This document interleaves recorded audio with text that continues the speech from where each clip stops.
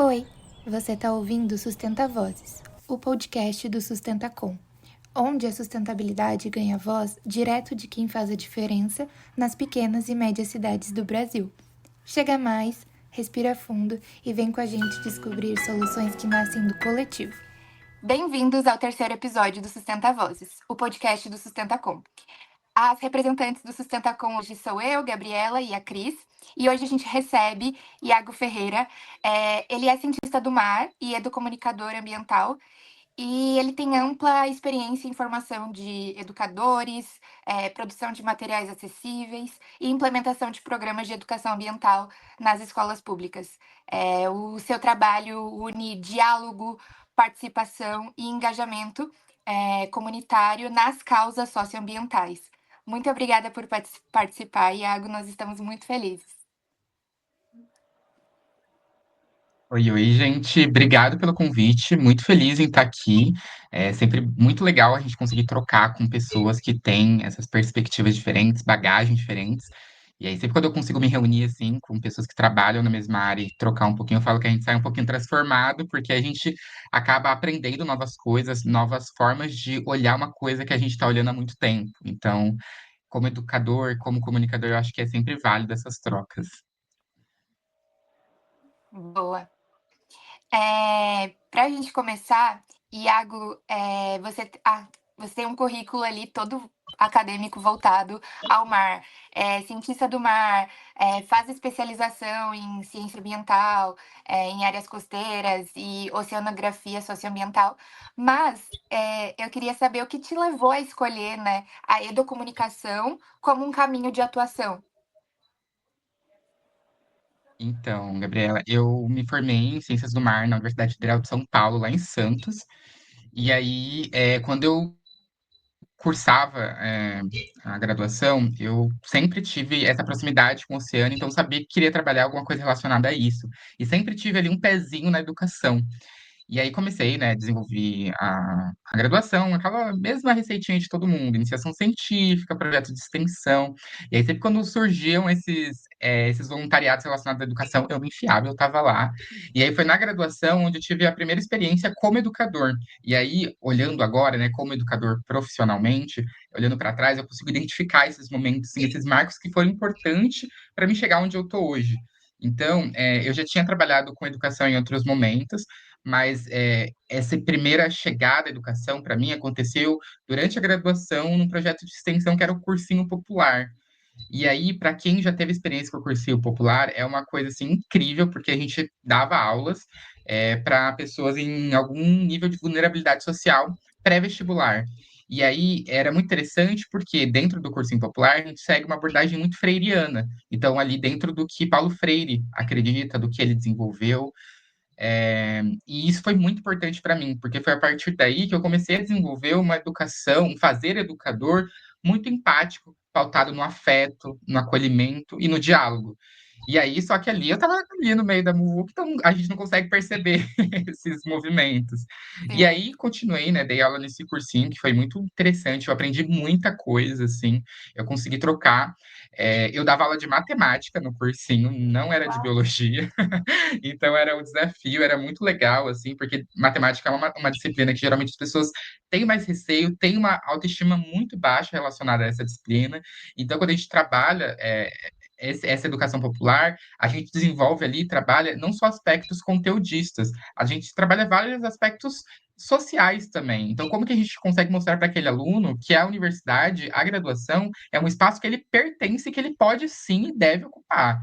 Então, durante a graduação, comecei a trabalhar a educação popular, depois eu me inseri dentro da educação ambiental. Eu dei aula por um tempo também para a educação formal, no ensino médio e no ensino fundamental, o que eu amei, eu gosto muito de dar aula, eu sinto muita falta. E depois eu comecei a trabalhar em unidade de conservação, ajudando ali na gestão de uma unidade de conservação, onde a gente tem a oportunidade Legal. de conseguir dar de frente ali com várias questões ambientais relacionadas à pesca, turismo, uso dos recursos, várias coisas. E dentro disso eu comecei a desenvolver educação ambiental. E aí fui convidado para vir para o Rio de Janeiro. Hoje eu estou aqui no Rio. para implementar um programa de educação ambiental para a rede pública. Então, por conta do trabalho que eu desenvolvi em São Paulo, me convidaram para vir para cá. E eu comecei a entender e trazer muito disso que eu aprendi ali na educação popular, em como colocar a escuta como passo principal do fazer educador, seja ele ambiental ou qualquer tipo de proposta pedagógica que você está se propondo a fazer. E aí, nisso, a gente acaba ocupando vários espaços que vocês também devem ocupar em vários níveis, em várias esferas diferentes. E aí eu comecei a perceber que a gente sempre caía na mesma dificuldade, que era a comunicação. Então as pessoas não conseguiam se comunicar, não conseguiam se ouvir. E aí, como eu sempre desenvolvi essa proposta dialógica dentro das práticas que eu desenvolvia, o diálogo ele é formado por várias coisas, né? Não só a fala, mas também a escuta. E aí eu comecei a ver que a gente não tem que tomar cuidado ou prestar atenção, avaliar a forma como a gente fala, mas a forma como a gente escuta. Tudo aquilo que as pessoas falam sobre escuta ativa, fala consciente. E aí foi quando eu comecei a migrar para a parte de comunicação.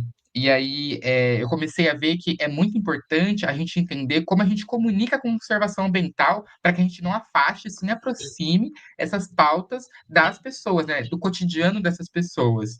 Então, basicamente, é mais ou menos essa linha que eu fui seguindo, né? Então, eu comecei a ocupar e estar em alguns espaços que eu via que a comunicação ainda era um entrave. E é isso eu digo quando eu estou trabalhando com escolas, quando eu estou trabalhando com outros educadores, quando eu estou trabalhando com gestores. E isso é uma coisa que perpassa ali vários espaços entre educadores. A comunicação ainda é uma questão. Então eu comecei a me dedicar um pouco mais dentro dessa área e juntando, né, esse novo campo que vem surgindo da educação com a comunicação, chegando na educomunicação. Que demais! Nossa, muito interessante. É... E teve algum momento que você teve aquele start, assim, que você acabou percebendo o poder da comunicação popular para acabar engajando mais pessoas em causas ambientais? Sim, Gabi, eu trabalho bastante dentro das minhas práticas a cultura oceânica, que é um conceito que veio junto atrelado à Agenda 2030, né, a década do oceano. Então, quando eu trabalhava com essas escolas na rede pública, muitas vezes essas questões, essas pautas não fazem parte do cotidiano delas, mesmo a gente estando ou não em cidades costeiras. Mesmo a gente tá morando, trabalhando em uma cidade que tenha praia, que esteja no litoral, muitas dessas questões, às vezes, não alcançam essas pessoas. E aí, eu trabalhei com algumas escolas aqui no meu território, que são escolas agrícolas, que são muito atreladas ao ambiente, mas de uma questão rural. E aí, como que eu faço para levar essa informação até lá? Como que eu faço para que elas se sintam parte daquele discurso que eu estava fazendo? E aí é quando a gente começa a utilizar essas ferramentas e a comunicação como instrumento de pertencimento para essas pessoas. E aí, quando eu estou falando sobre isso, eu não falo só sobre uma tradução desses conceitos, porque às vezes a gente cai nesse campo, né, de simplesmente traduzir o que eu estou falando. E não é sobre isso. É quando a gente fala sobre adaptar a nossa fala, a gente não fala simplesmente de mudar um termo por outro. A gente fala sobre respeitar a história daquela comunidade, respeitar a história daquele indivíduo como um sujeito, né? Então, respeitar de onde ele vem, quais são os conceitos que atravessam ele. Então, não era simplesmente eu chegar lá e explicar como o oceano impacta, sei lá, a atividade agrícola. Não, era entender o conceito dessas pessoas, da onde elas estão vindo, da onde elas estão partindo, para ver como que isso perpassa o oceano. Que não é muito difícil, né? Porque o oceano está presente na nossa vida em vários aspectos, direto ou indiretamente. E aí, dentro da educação, a gente fala desse aspecto da transposição pedagógica, que é a gente conseguir tornar essas informações mais acessíveis, para que eles consigam se ver ali. Porque senão as pessoas vão começar a ler um monte de informação e não vão conseguir se enxergar ali. E aí, quando a gente não se vê em algum espaço, a gente não consegue ocupar ele, a gente não consegue estar ali. Então, eu comecei, principalmente, a trabalhar esse aspecto e conseguir notar de uma maneira muito clara, assim, quando eu comecei a trabalhar com as escolas, né? Porque escolas são ambientes, né? São territórios educativos muito heterogêneos, eles são muito distintos entre si. Então, cada escola vai ter uma questão, vai ter uma demanda, e aí a gente só vai entender essas questões e demandas com a escuta e com a participação, né? Com essa criação desse vínculo e ter uma relação entre elas. E aí foi quando eu comecei a perceber que a comunicação tem que acontecer de ambas as partes. Iago, isso você falou, tipo, convida muito com a questão que a gente queria apresentar para você, que é essa parte de territorializar.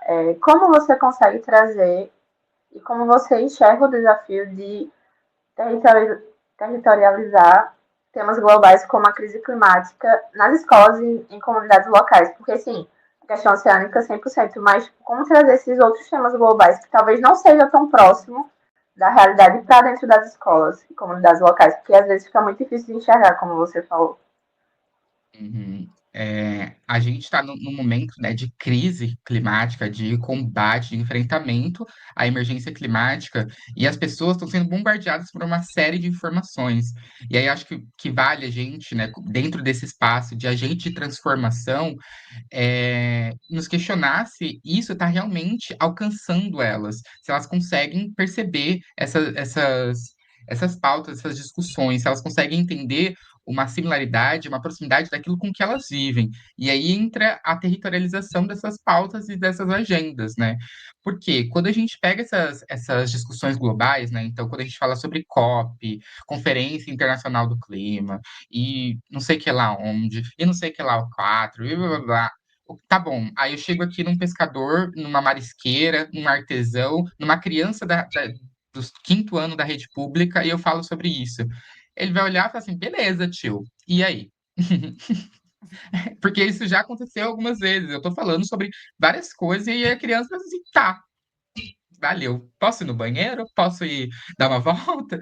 Então a gente tem que fazer com que essas questões façam sentido para ela. E aí entra a territorialização, né? Porque a gente tem que sempre perpassar ali um campo que não é fácil, é difícil, mas de considerar o território, porque senão a gente começa a propor práticas e tem falas descoladas da realidade daquele território onde a gente está inserido. E quando a gente fala território, a gente fala daquele grande massa que compõe questões sociais, econômicas, culturais. E aí, se a gente não respeita esses aspectos, quando a gente tem alguma fala descolada, as pessoas só, beleza, tá bom, e segue, né? E aí, quando a gente fala sobre comunidade escolar em específico, né, mas isso perpassa para qualquer tipo de comunidade tradicional, comunidade quilombola, marginalizadas, qualquer tipo de grupo marginalizado no contexto socioeconômico e ambiental agora, né? A gente tem que considerar eles porque quando a gente tem alguma fala que não está territorializada, que não está contextualizada, a gente corre o risco de excluir. E aí, quando a gente está falando da crise climática e a gente fala sobre exclusão, isso é muito perigoso, porque essas pautas, apesar deles não, talvez não entenderem por algum motivo, seja por conta da acessibilidade da fala ou qualquer outra coisa, elas vão continuar sendo impactadas de maneira ou de outra. E aí a gente sabe que aí a gente começa a chegar em outros campos, né, de injustiça ambiental, quando a gente está falando que esses riscos ambientais são distribuídos de uma maneira completamente desproporcional. E aí quem causa o maior número de impactos não é impactado, não é maior impactado. Então, é por isso que é interessante que a gente comece de baixo, né? Que a gente pegue essas agendas e comece a levar para baixo, comece a trabalhar ali na base, no contexto local, porque é muito bonito a gente falar, né? Pensar globalmente, agir localmente. E aí, como é que a gente faz isso? Porque essas falas, elas são muito bonitas, elas são ótimas, elas engajam, elas inspiram, e isso é importante, a gente tem que inspirar sim. Mas aí, como que a gente age? Porque nós aqui somos agentes de mudança, de transformação. E aí, quando a gente está falando da pauta da educação ambiental, a gente tem que ter uma educação ambiental crítica, que questione a realidade, mas que também propõe uma transformação. Então, a ideia é que a gente caminhe para um momento onde a gente tem uma educação ambiental crítica e transformadora. E aí, junto aí com o que eu falei sobre Paulo Freire lá atrás, né? Então, que seja prática, que converse com o cotidiano dessas pessoas. Muito, muito obrigada, assim. Mas diz assim, qual é a sua estratégia, por exemplo? O que você já fez em uma comunidade na escola para conectar essa realidade com essas agendas internacionais, esses temas globais? Então, muitas escolas já desenvolvem uma série de atividades que são atividades muito legais, que são incríveis, que têm um poder, uma potência gigantesca. E aí, a ideia, que aí eu digo isso como uma sugestão para quem trabalha com qualquer tipo de comunidade, porque é pegar essa estratégia e tentar replicar isso dentro do seu contexto, é trabalhar uma lente climática, uma lente azul, uma lente oceânica, que é o quê? Olhar o que já está sendo feito e tentar sobrepor isso nessas agendas, para que você consiga pegar algo da vida, da realidade das pessoas e jogar e não fazer o inverso, empurrar um conceito. Então, muitas das escolas já desenvolvem projetos muito interessantes. E aí, como que eu faço para pegar esse projeto e casar aqui com a discussão? Então, um exemplo foi aqui numa escola estadual de Cabo Frio, que é onde eu tô, e é uma escola que eu trabalhava bastante, que eles tinham, assim, eles eram incríveis, eles são incríveis, eles fazem atividades maravilhosas, os alunos são muito engajados, eles têm um poder de análise crítica muito forte. E aí, eles já desenvolviam uma série de atividades, eles iam fazer uma feira de ciências. Que lugar mais perfeito seria do que uma feira de ciências, né? Esse território ali que surge muita coisa, que urge ciências oceânicas, ciências ambientais de maneira geral. E aí, basicamente, o que eu fiz foi, eles já estavam desenvolvendo, eu peguei e sobrepus as agendas. E aí, automaticamente, eles estavam fazendo ali um evento de letramento climático, de cultura oceânica, de ODSs. Então, eles já estavam fazendo isso. Só que aí basta a gente colocar uma lente sobre isso, sobrepor essas pautas. E aí eu acho que vai muito da gente que consegue ocupar esses dois espaços. Então, os educadores, as pessoas que atuam, os ambientalistas de maneira geral, que atuam nesses dois campos, conseguem permear esses dois campos, eu acho que tem essa missão de conseguir levar essas pautas dos dois lados. Porque quem está ali no topo talvez não consiga enxergar as dores de quem está embaixo. E quem está lá embaixo talvez não consiga entender ou não se ver dentro daquilo que está falando de quem está no topo. E aí a ideia é que a gente consiga fazer essa ponte mesmo. Muito bom, obrigada, obrigada. Não, eu achei muito interessante essa parte da conexão emocional, né, com os alunos que estão ali aprendendo, até porque a crise climática, ela dá muito medo. E aí, quando você olha para crianças ainda, isso pode até gerar uma ansiedade. Tem pesquisas voltadas a isso, que as crianças estão mais ansiosas porque o futuro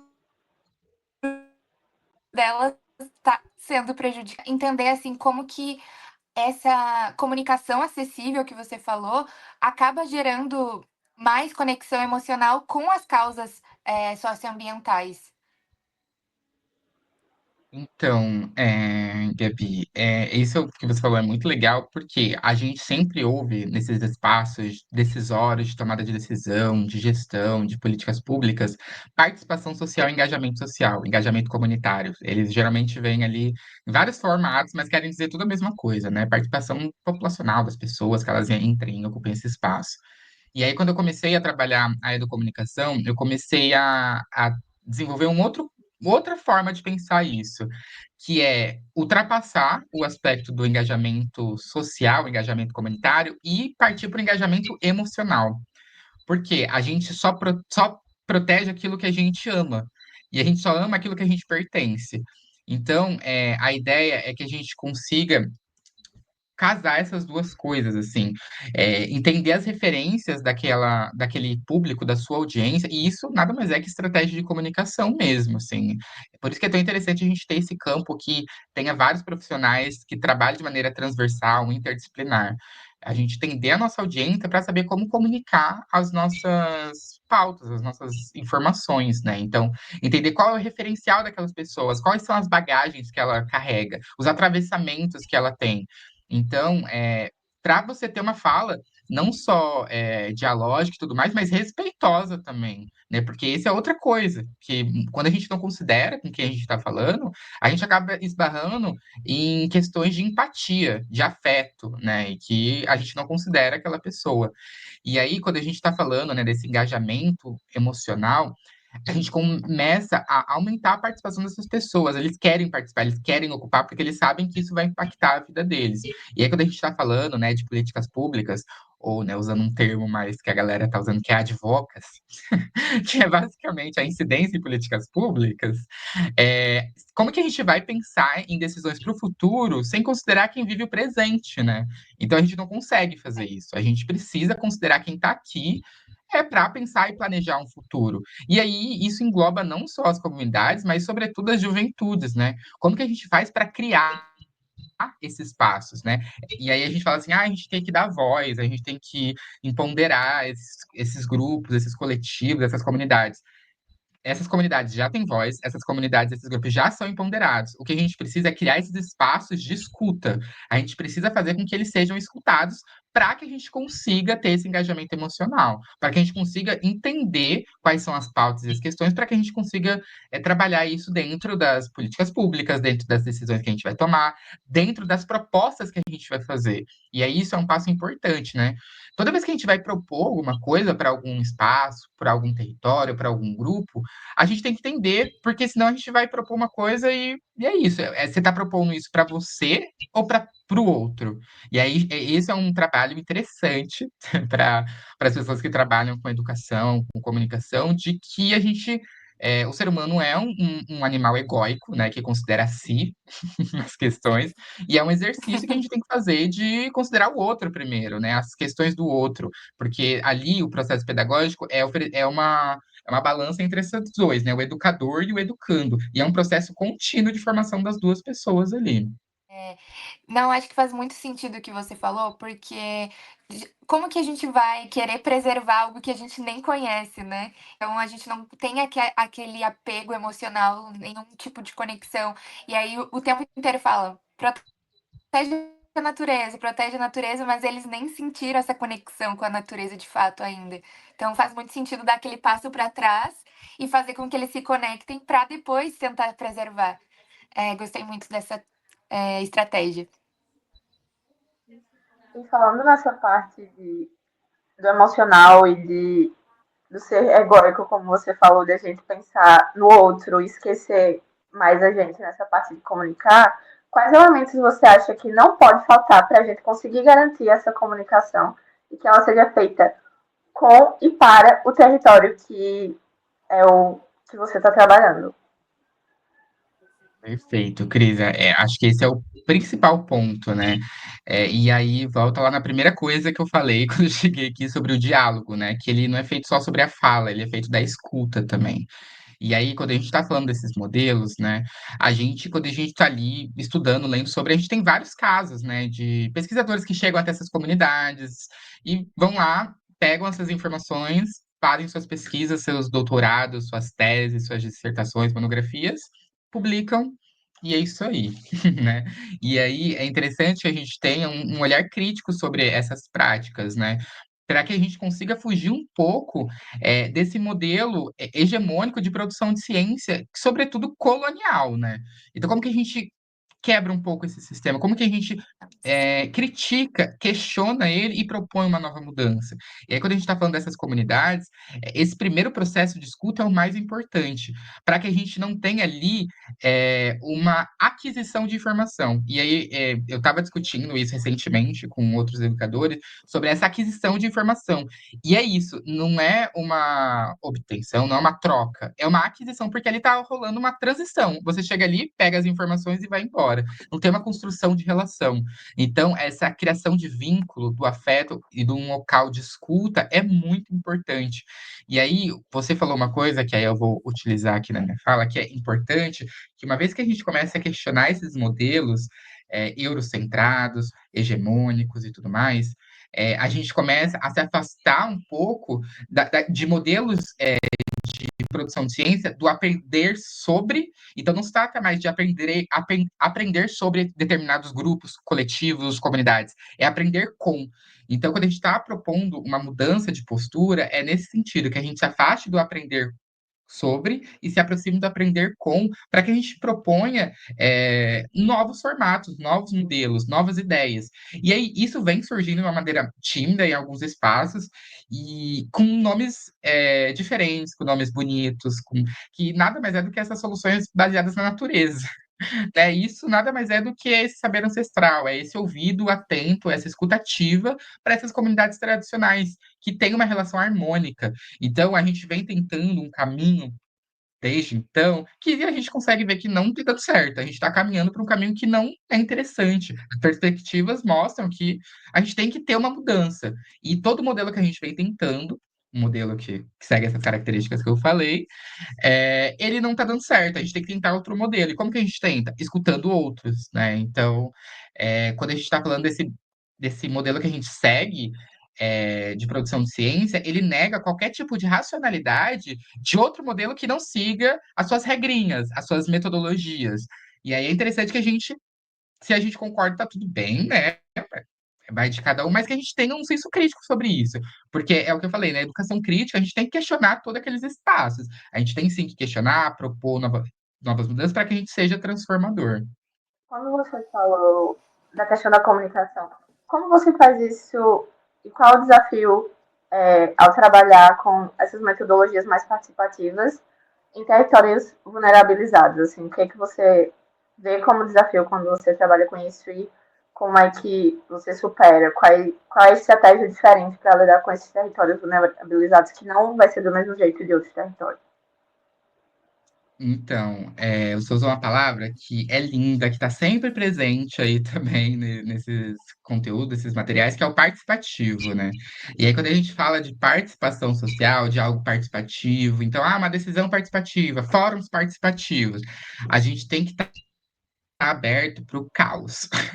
A gente tem que estar disposto para conseguir mediar uma questão de conflito ali, porque quando você abre espaços para que as pessoas ocupem ele e tem espaço de fala e de escuta, a gente tem pessoas ali com contextos muito diferentes, heterogêneos, com vivências que vão ser mais duras, mais brandas, e que elas têm que ser escutadas e têm que ser ouvidas.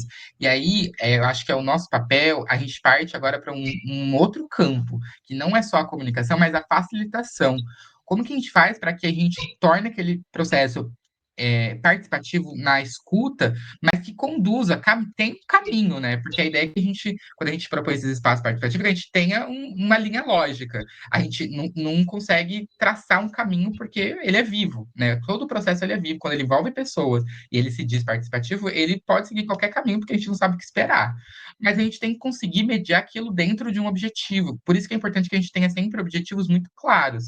E aí, respaldar todas as práticas que a gente desenvolve dentro de metodologias, em abordagens. Então, qual que vai ser sua metodologia? Você vai utilizar algum tipo de prática de facilitação, criar pequenos grupos? Essa é uma estratégia que eu acho que é muito interessante para que todo mundo se sinta escutado. Porque quando a gente faz esses espaços participativos, nessas audiências, conselhos, e a gente abre a fala, nem todo mundo consegue falar, porque começa a falar um, e aí o outro quer falar por cima, e aí todo mundo ali sai com esse sentimento de que não foi escutado. E essa é uma coisa que eu sempre tento fugir.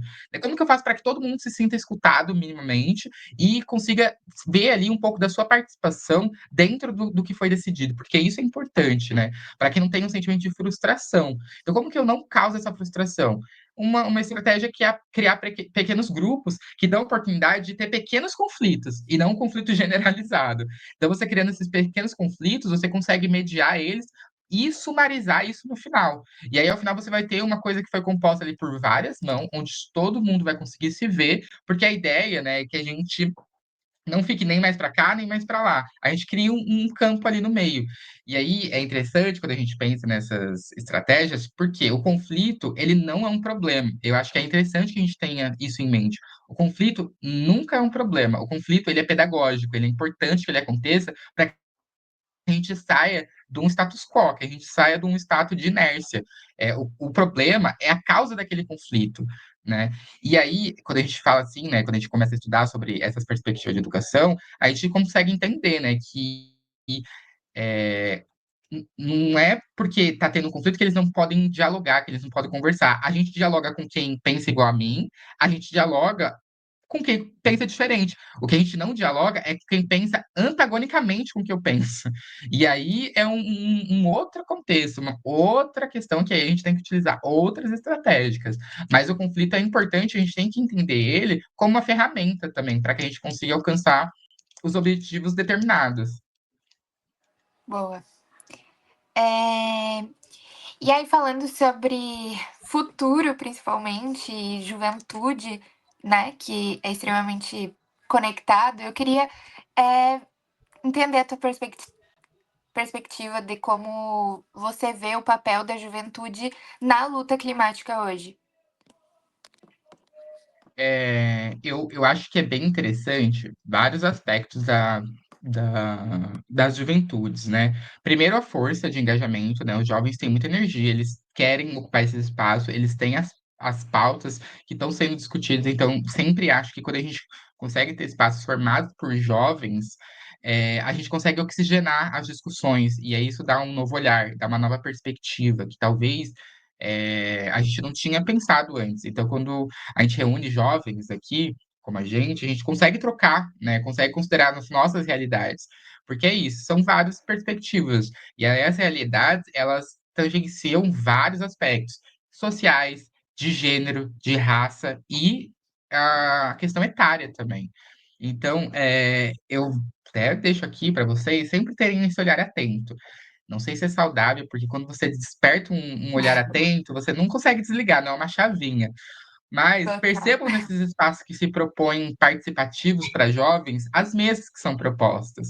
São realmente propostas para jovens. Você vai ver eventos de juventude que todo mundo ali que está falando tem mais de 50 anos. E aí, isso é representativo? Eles estão levando as pautas e diálogos do que as juventudes estão querendo propor, porque não é como se não existissem espaços para que essas pessoas que estão em cargo de liderança discutirem, já existem esses espaços. A ideia é que a gente crie espaços para quem não tem falar. E aí as juventudes eu acho que entram nesse sentido, assim, para ocupar, para trazer.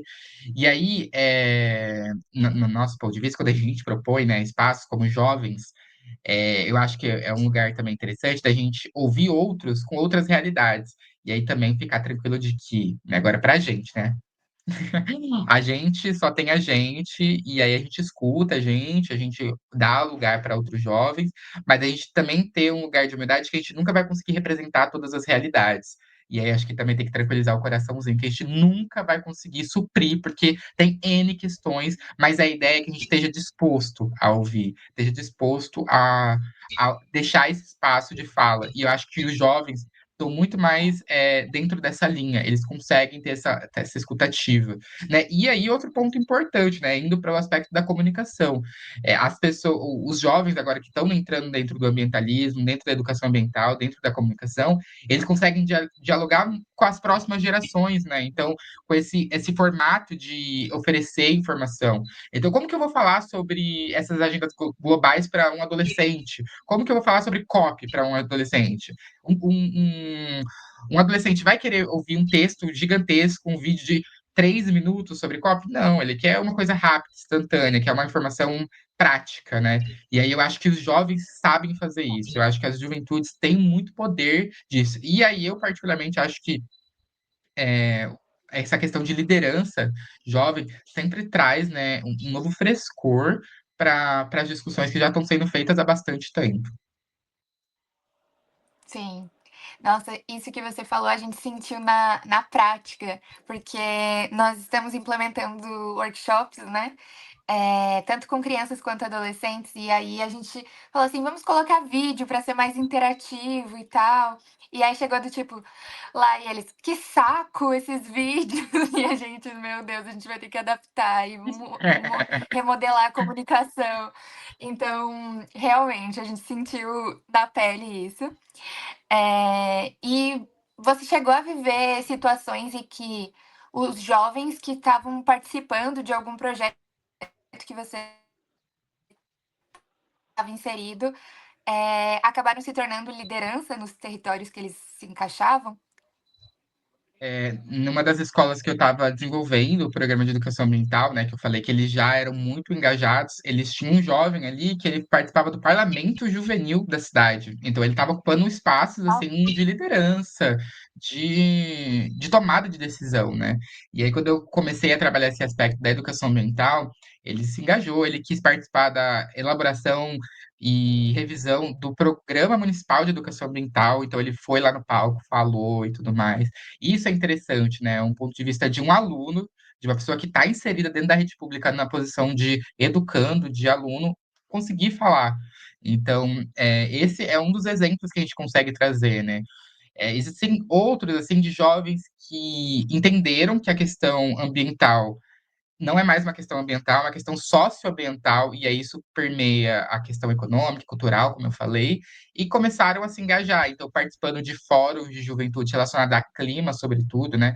Recentemente, a gente teve a Cúpula de Jovens pelo Clima, que aconteceu em BH, que foi muito legal.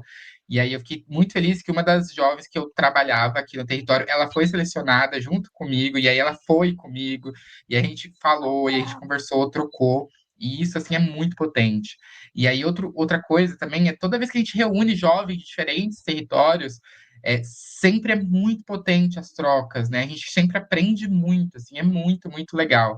Eu sempre, quando tenho a oportunidade de participar, eu quero participar para aprender novas coisas, mas é isso, né? Esses exemplos também, né, do ponto de vista de quem já está trabalhando com essas políticas públicas, também dá uma nossa, tá indo. É a passinhos pequenos, a passinhos lentos, mas tá acontecendo, tá indo e, enfim, vale a pena no final das contas.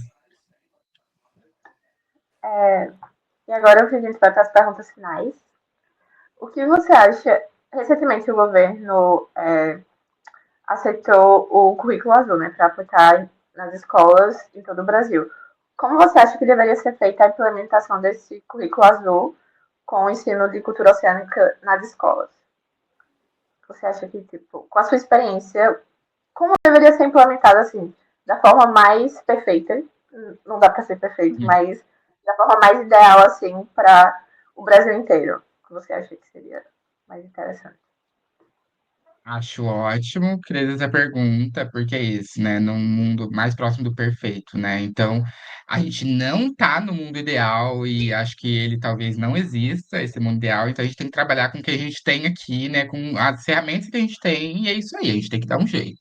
E aí, recentemente estão rolando fóruns regionais sobre cultura oceânica para implementação do Currículo Azul. E aí, isso eu já acho que é uma amostra de uma iniciativa que demonstra uma mudança de postura. Por quê? Foram feitas fóruns regionais. Porque a gente consegue comparar aspectos de currículo, de vivência do Sudeste com o Norte? Gente, não dá. É muito diferente. Não dá para comparar o Sul com o Nordeste, o Centro-Oeste com o Sudeste. São aspectos. O Brasil ele tem tamanho continental e aí isso implica de uma diversidade socioambiental gigantesca. E aí só por essa iniciativa de fazer esses fóruns regionais, isso já demonstra uma mudança de postura. E aí eu vou parecer redundante dentro do que eu falei, mas eu acho que a escuta é o principal fator que tem que ser feito durante todo o processo de implementação do currículo azul, porque a gente já tem um currículo escolar. Então, a ideia é que a gente faça aquele exercício de sobreposição, olhar o currículo escolar atual com uma lente do azul, com uma lente do currículo azul. Então, como que a gente faz para que essas pautas se encaixem dentro do cotidiano do professor? Porque para quem já trabalhou ou já esteve à frente de uma sala de aula ou já desenvolveu alguma prática com o professor, sabe que o professor, ele é muito demandado, ele tem 300 milhões de demandas. Para quem tem parente professor aqui, já deve ter tido uma experiênciazinha disso, de ver ele corrigindo prova à noite, domingo à noite tá fazendo prova, é professora do ensino infantil indo comprar um monte de material para fazer lembrancinha de final de semana, cortando papel com tesoura cheia de coisinha, é muita demanda. E assim, aí eu vou chegar assim, professor, você pode trabalhar agora ciência oceânica? Que então, a gente tem que também ser empático nesses momentos. Então, a ideia é que essas pessoas que compõem a comunidade escolar, e aí veja bem que quando eu falo sobre comunidade escolar, é um conceito que engloba não só o professor e o aluno, engloba a coordenação, a supervisão, o pessoal que faz toda a limpeza, manutenção, alimentação das escolas. Essas pessoas têm que participar de todos os processos para que a gente consiga ter uma mudança na cultura, né? Que a gente entenda a cultura que existe para que ela seja implementada dentro do viés do currículo azul. Então, eu acho que a partir desses fóruns regionais que aconteceram, a ideia agora é que eles tenham numa esfera territorial um pouco menor, porque, de novo, né? Eu falei que a gente não consegue comparar o Sudeste com o Nordeste. Agora, a gente também não consegue comparar o Nordeste com o Nordeste, né? Então, a gente tem vários estados ali com, nossa senhora, realidades completamente distintas. E aí, eu acho que um caminho ideal seria agora fazer fóruns regionais, dentro da própria região, depois territorial, depois intermunicipal e aí local, para que a gente consiga respeitar essas esferas, né, e ir respaldando todas essas decisões dentro dos diálogos e da escuta que foi feita com os professores, alunos, coordenadores, supervisores, porque dentro de todo o processo, esse é um ponto importante, e aí casa com o que eu falei, né, da escuta, é que dentro desses processos, o protagonismo é todo da comunidade escolar. Então a gente também tem que começar a trabalhar aí o ego e tudo mais que eu falei, para que essas pessoas ocupem esse espaço de protagonismo, porque elas sabem a realidade, as professoras sabem e os professores sabem quais são as demandas, quais são as questões financeiras, de recurso, de pessoa. Então, eles sabem como fazer, como implementar um currículo. E aí, por que que eu vou querer inventar uma roda? Faz mais sentido eu pegar uma pessoa que já sabe implementar um currículo e trabalhar ele sobre uma lente azul. Então, olhar como que é o currículo que ele desenvolve e casar com o currículo azul. E aí, dentro disso, você começa a desenvolver N questões. Não só a ciência oceânica dentro da escola, mas também aspectos de cultura oceânica, como eu falei, que é essa mudança de postura sobre o oceano, né? Entender como ele se relaciona comigo, como eu me relaciono com ele, como ele vai impactar aspectos econômicos do país como um todo, aspectos relacionados ao agronegócio, ao turismo, a tudo. Então, eu acho que esse caminho da escuta para a implementação de pequenas oficinas, fóruns, espaços dialógicos, é um caminho que eu estou achando muito interessante e espero que continue seguindo essa linha. Eu adorei que você falou dos professores, porque minha mãe é Por professora. favor. Então, assim, vejo todos os dias, entendeu? Todos os desafios. Ela é professora de uma cidade aqui próximo, então ela não é professora da cidade que a gente mora, mas ela tem amigos professores aqui. E mesmo assim, cidades que são tipo 15 minutos de distância, a gente já vê diferença nos currículos e na forma como as escolas públicas funcionam aqui. Então, assim, 100% tudo isso, assim, ponta a ponta, deveria ser assim que funciona de verdade. E antes de encerrar, que mensagem você gostaria de deixar para quem está escutando a gente e está tentando construir um caminho mais sustentável na sua vida e que quer atuar pela justiça climática nos seus territórios? Eu acho que, agora falando com as pessoas que trabalham aí na frente dessas discussões, né, seja na educação, na comunicação, na justiça climática, eu acho que é um caminho, assim, bastante cansativo. Essa é a palavra, é cansativo. E às vezes a gente pensa, pensa sobre o que a gente está fazendo, como a gente está fazendo, e aí a gente também, às vezes, tem que ter uma escutativa para nós mesmos, para o que a gente está fazendo, para como a gente está fazendo mesmo. Será que eu estou fazendo aquilo que eu acredito, como eu acredito?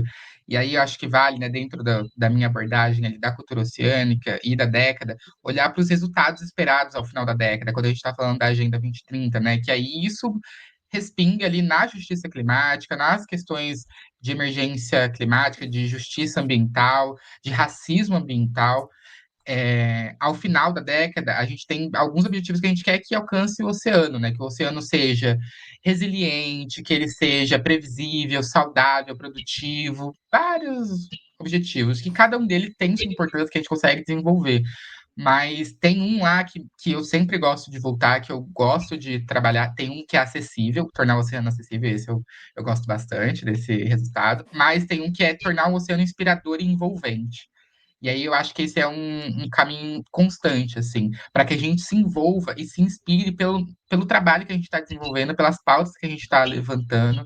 E é isso não só sobre o oceano, sobre os biomas brasileiros, sobre a Mata Atlântica, sobre a questão da Amazônia, porque é cansativo. A gente, às vezes, fala e não é escutado, a gente não consegue dar voz para quem a gente gostaria de dar, a gente não vê representações que a gente gostaria de ter em alguns espaços.